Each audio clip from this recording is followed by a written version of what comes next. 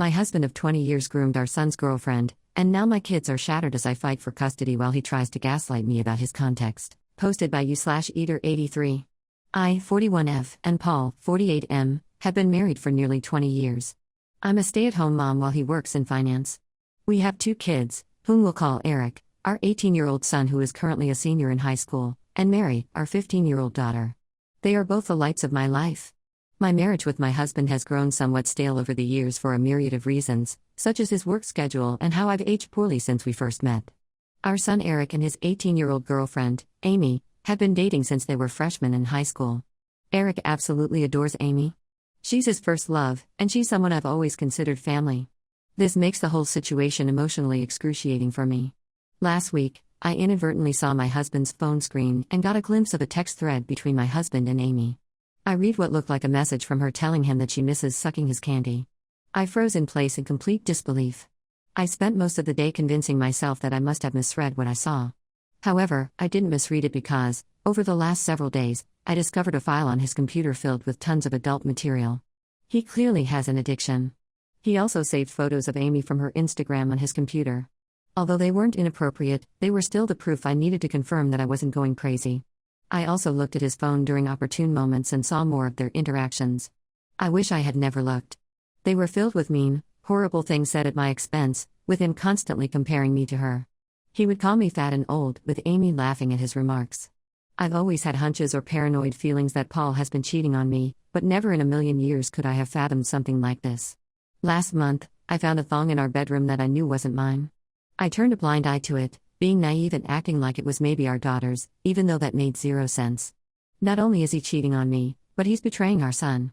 I'm completely devastated. I don't even think words can adequately describe the dread, anger, and shock I feel right now. I'm totally overwhelmed by how to handle this because obviously action needs to be taken, but I'm terrified of what kind of psychic blow this will be for my son. I have no idea how to even broach this topic with him. I wouldn't wish this predicament on my worst enemy. I can't even believe I married this scum in the first place. And then my mind started to race, realizing that I started noticing specifically unusual behavior from him around the same time Amy turned 18. Was he waiting for her to turn 18 before pursuing this affair? There are so many layers to all of this, and I'm completely paralyzed with fear and dread about it all. None of it makes any effing sense. How did this happen? Am I that senseless that I let all of this happen under my watch?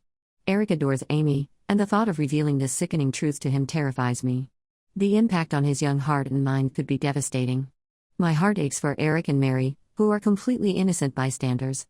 I haven't confronted my husband about this because I'm frankly scared of the domino effect. I don't know who to turn to first about this. I share my story not for sympathy, but in search of understanding and perhaps advice from those who might have had to grapple with deep betrayal. Update 1.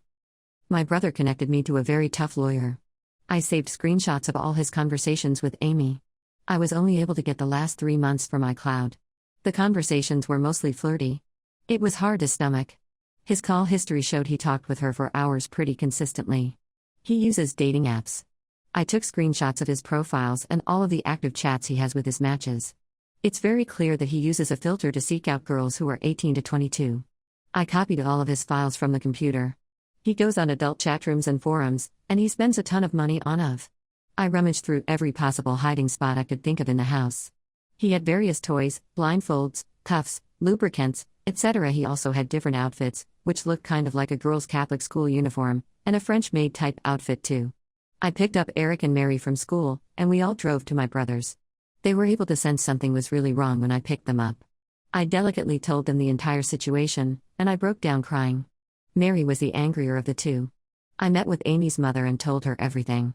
She confiscated Amy's phone and gave me the entire chat log. It only dated back 3 months ago, just like on my husband's cloud. It's almost as if they both deleted the messages at the same time. She told me Amy sobbed when confronted. Amy basically told her mother that she would never understand and that they were in love. I don't want to get into too many details with what else she was saying, but suffice to say, it's very easy to assume that my husband slowly and methodically became a sage-like figure in her life, making her feel she could rely on him. And he took advantage of the fact that she came from a broken home. Amy is also insistent that their friendship only became romantic or physical recently. And before that, she said he was more of a friend and mentor. I confronted Paul over Zoom. The look on his face was scary. He became red and looked so sweaty. He had anger and panic in his eyes. His tone of voice was very defensive and frightening. He kept yelling the word context over and over again and saying that none of that happened. He was unable to speak without constant stutters. Nothing really made any sense to me. I refused to tell him where I was, and he said I had no right to take his kids away from him, and then he abruptly left the call. My lawyer is filing for temporary sole custody of Mary, a restraining order. Mary is still totally furious with her dad and Amy, justifiably so, of course. Mary is recollecting moments and times she watched her dad interact with her friends, and she's in knots about it. Eric is clearly hurting, but he's so strong and very level-headed. He wants to see a therapist. The maturity my kids are showing makes me proud. They don't deserve this at all. We made the authorities aware of everything. I plan on being completely unforgiving and ruthless in this divorce. I'm reflecting on how I've been treated, how it's made me a shell of myself, and how I've had a very negative opinion of myself because of him over the last 20 years. I don't want to let him get away with it.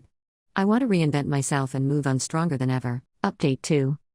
We're all safe and still at my brother's house. We're very careful, and his house is secured. Paul has tried to call my cell phone several times a day. I'm refusing to interact with him, and I will have my lawyer handle all correspondence. He scares me. My brother has a very secure house with an alarm system and deadbolt locks. We feel safe with him. Both my son and I got checked out and tested. It appears so far that we're both clean based on the immediate rapid tests, but we'll know for certain in the coming days when the lab results are out. I'm not overly concerned. Eric is scheduled to see a therapist early next week, which is very good and needed. He's not himself right now. He seems a bit shell-shocked, and I'm concerned. He internalizes a lot, and it's hard to get a read on what's going on in his head. That being said, he's thoughtful and has been talking with me, asking me how I'm doing and everything. He's not interested in corresponding with his dad at all. He calls only my cell phone, and he hasn't tried to reach out to either Eric or Mary. I get the sense that Paul is extremely nervous. He's scared. I think that he knows deep down that, if investigated thoroughly, he would be in big trouble. That's what my gut is telling me. I still think about the Zoom call with him.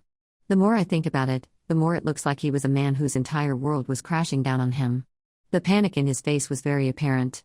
I offered to make an appointment for Mary with a therapist as well, but she doesn't want to see one yet.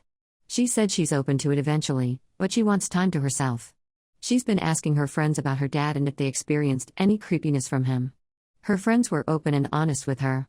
And apparently, they felt like he stared a lot and sensed his hovering presence whenever they were over. One of Mary's friends went so far as to say that she felt like he was checking her out a lot, like looking at her rear and complimenting the color of her yoga pants. At the time, no issue was brought up about it.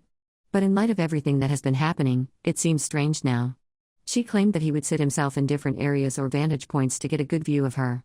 He also asked questions about what kind of friend group or clique they were in at school. He kept asking if they were popular girls. I'm completely embarrassed that they had this experience at our house. As for updates on Amy, I completely agree that she is also a victim. A lot of people have been emphasizing that. I've done everything I could in my own power to indirectly get her opportunities to get help. Like I said, I told her mother, and she's been updating me on everything. Amy, unfortunately, is still living in her deluded reality, and I can only pray that she'll eventually come to her senses. She doesn't want to see any doctors or therapists at all and has been constantly trying to reach Paul because, again, she believes that they are in love. From what I've been told, she hasn't been able to get hold of him, and he's been avoiding communication with her completely. Amy blames me for that. Any truth that her mother tries to convey to her is met with conspiracy theories and hostility. Amy looks at me as a villain and still sees Paul through rose-colored glasses. Her mother showed her screenshots of his dating app profiles and matches, and she refuses to believe it, saying I photoshopped it. According to her mom, Amy keeps saying things like everyone is just mad because she found herself a real man and that I'm jealous because she takes better care of him than I do. It's in line with some of the conversations I screenshot, where a lot of what Paul says is him complaining about things I don't do for him in bed. Right now, she's insistent that she and Paul will be together in the long run. I can only hope that Amy comes to her senses, but me directly intervening doesn't feel like it would be productive at the moment.